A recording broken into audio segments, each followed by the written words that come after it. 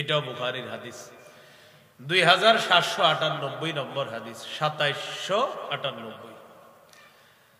এই হাদিসের বর্ণনাকারী সাহাবী আনাস ইবনু মালিক রাদিয়াল্লাহু তাআলা। মুতার যুদ্ধে নবীজি সাহাবায়ে কেরামকে পাঠাইছে। মুতার যুদ্ধে 3 জনকে নবী সেনাপতি করে পাঠালেন। একজনের নাম যায়েদ ইবনে হারেসা, আরেকজন জাফর ইবনে আবি তালেব, আরেকজন আব্দুল্লাহ ইবনে রাওয়াহা রাদিয়াল্লাহু তাআলা আনহুম। এই 3 জনকে মুতার যুদ্ধে সেনাপতি করে পাঠাইলেন। নবী বলে দিলেন, যায়েদ প্রথম নেতৃত্ব দিবে। যায়েদ যদি শহীদ হয়ে যায়, এরপর জাফর পতাকা নিবে। সে যদি শহীদ হয়ে যায়, আব্দুল্লাহ ইবনে রাওয়াহা পতাকা নিবে। আব্দুল্লাহ ইবনে রাওয়াহা সেও যদি শহীদ হয়ে যায়, সাহাবীদের মধ্যে অন্য কেউ পতাকা নিবে। এই 3 জনকে নবী বলছে যদি শহীদ হয়, যদি শহীদ হয়, যদি শহীদ হয়। সাহাবায়ে কেরাম বুঝতে পারছে নবী বলছে যদি শহীদ হয়, তার মানে আমরা নিশ্চিত শহীদ হব। মুতার প্রান্তরে গেছে, লড়াই চলতেছে, জিহাদ অব্যাহত আছে। জিবরিল আমিন ডিটেইলস নবীরে জানাই দিয়েছে। সুবহানাল্লাহ। নবীজি মিম্বরে দাঁড়াইছে, মসজিদে দাঁড়িয়ে মুতার যুদ্ধের বিবরণ দিতে লাগলেন সাহাবায়ে কেরামকে। মন দিয়ে শুনেন নবী কি বলতেছে। قال رسول الله صلى الله عليه وسلم اخذ الرايه زيد فاصيب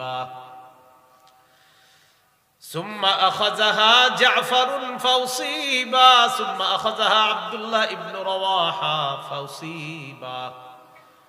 নবীজি বলতে লাগলেন, আমার সাহাবী যায়েদ পতাকা নিয়েছে, যায়েদকে শহীদ করে দেওয়া হয়েছে। সুম্মা আখাযাহা জাফর, এরপর জাফর পতাকা নিছে, উসিবা, আমার সাহাবী জাফরকেও শহীদ করে দেওয়া হয়েছে। সুম্মা আখাযাহা আব্দুল্লাহ ইবনে রাওয়াহা, এরপর আব্দুল্লাহ ইবনে রাওয়াহা পতাকা নিয়েছে, ফাউসিবা, তাকেও শহীদ করে দেওয়া হয়েছে। সুম্মা আখাযাহা খালিদ ইবনুল ওয়ালিদ আন গায়রি ইমরাতিন ফাফুতিহা লা, এরপর খালিদ ইবনুল ওয়ালিদ পতাকা নিয়েছে, আল্লাহ তাআলা তার হাতে মুসলমানদেরকে মুতার প্রান্তরে বিজয় দিয়ে দেয়। শহীদ হয়ে গেল কয় নেতা? 3 জন। হাদিসগুলা আল্লাহ নবী যখন বললেন, বিবরণ দেওয়ার পর আল্লাহ নবী শেষের দিকে বললেন, মা ইয়াসুরুহুম আন্নাহুম ইনদানা, যারা শহীদ হয়ে গিয়েছে তাদের জন্য এটা আনন্দদায়ক না, তারা আমাদের কাছে থাকবে। কি শিখলেন? কি বলতেছে দেখেন, যারা শহীদ হয়ে গিয়েছে এটা তাদের জন্য আনন্দদায়ক না, তারা আমাদের কাছে থাকবে, এটা আনন্দদায়ক না। বরং শাহাদাতের মর্যাদা লাভ করার পর এখন তারা যেখানে আছে এইখানে তারা অনেক সুখে শান্তিতে আছে।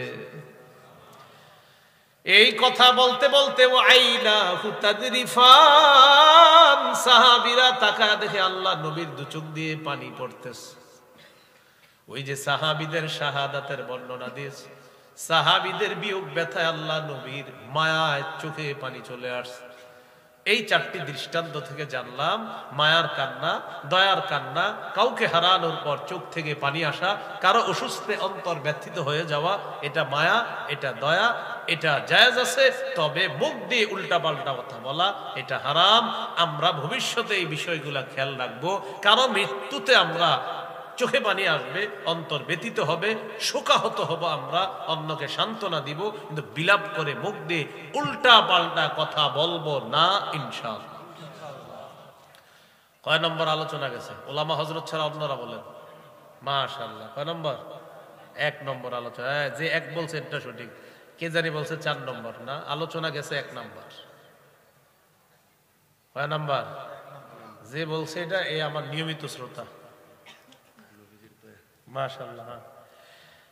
আলোচনা কয় ভাগে হবে? 5 ভাগে। এর মধ্যে 1 নাম্বার হলো নবীর দয়া। এই দয়ায় গেছে 4 উদাহরণ। 2 নম্বর আলোচনা রাসূল সাল্লাল্লাহু আলাইহি ওয়াসাল্লামের নফল নামাজে কান্না। এখানে হবে 3টা দৃষ্টান্ত। তাহলে মনে রাখেন, একটু করে আবার জিজ্ঞাসা, কয় নাম্বার আলোচনা গেছে? নফল নামাজে রাসূল সাল্লাল্লাহু আলাইহি সাল্লামের কান্না। এ ব্যাপারে আমরা 3টি দৃষ্টান্ত আমরা জানবো ইনশাআল্লাহ। 1 নম্বর দৃষ্টান্ত নাসাই হাদিসের কিতাব, এই কিতাবের 1214 নম্বর হাদিস, 1214। এই হাদিসের মধ্যে আসছে মুতাররিফ, বলেন মুতাররিফ। রহমতুল্লাহ তার বাবা থেকে হাদিস বর্ণনা করছে।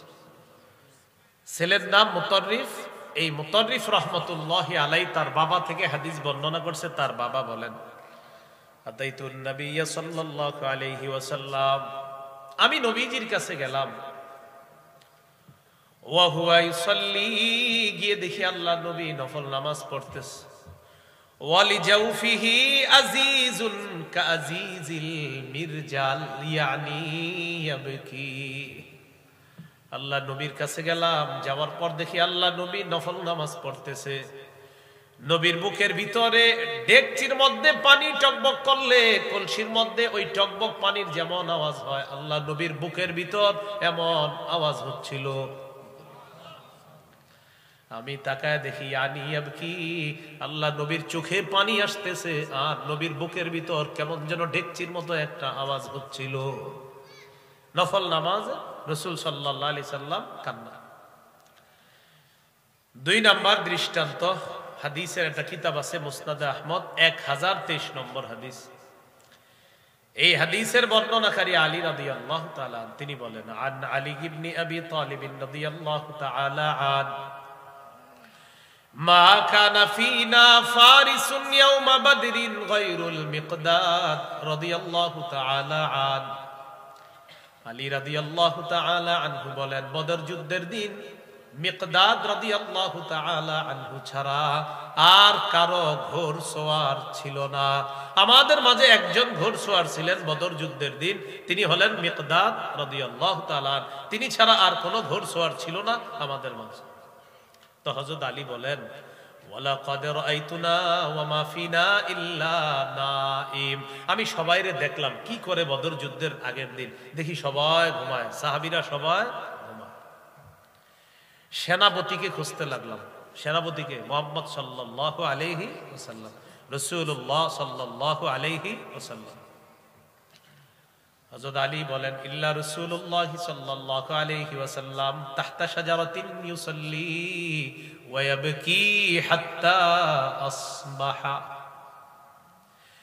সবার দিকে আমি তাকাইলাম, তাকায় দেখি সবাই ঘুমায়, আর আল্লাহ নবীর দিকে তাকায় দেখলাম তিনি গাছের নিচে দাঁড়ায় নামাজ পড়তেছে।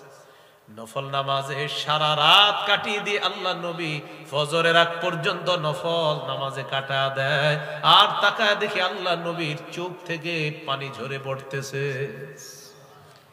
নবীজি নফল নামাজ পড়তেছে, চোখে পানি পড়তেছে, এইভাবে সকাল করে দিলেন।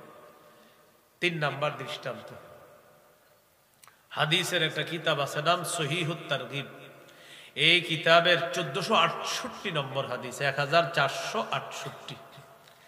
এই হাদিসটিকে সূরা আলী ইমরানের 190 নম্বর আয়াতের প্রেক্ষাপটও বলা যেতে পারে। কোন সূরা? সূরা আলী ইমরানের 190 নম্বর আয়াতের প্রেক্ষাপট।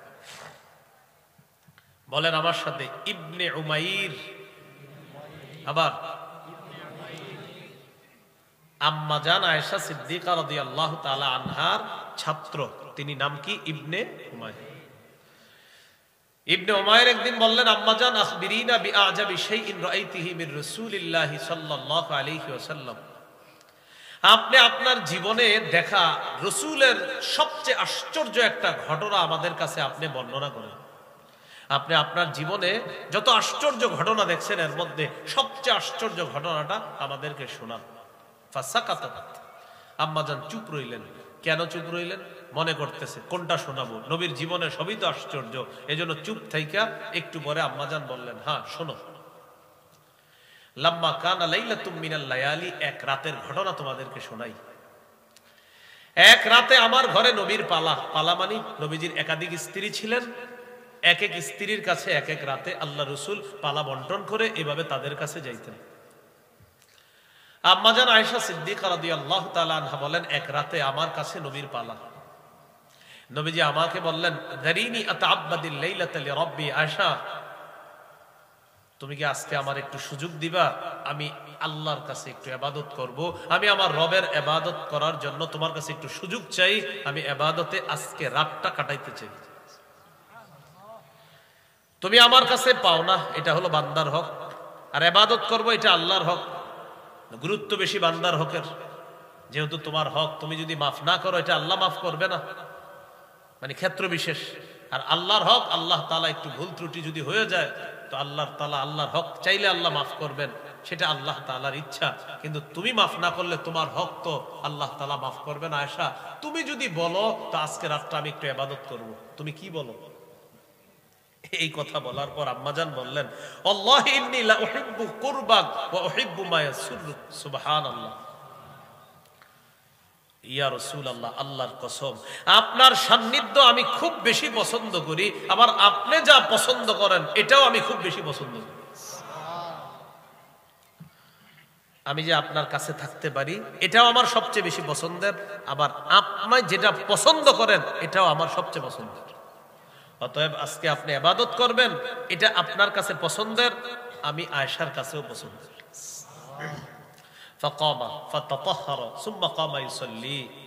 নবীজি দাঁড়াইলেন, শীত লাগে গরম লাগে, কি একটা মুশকিল।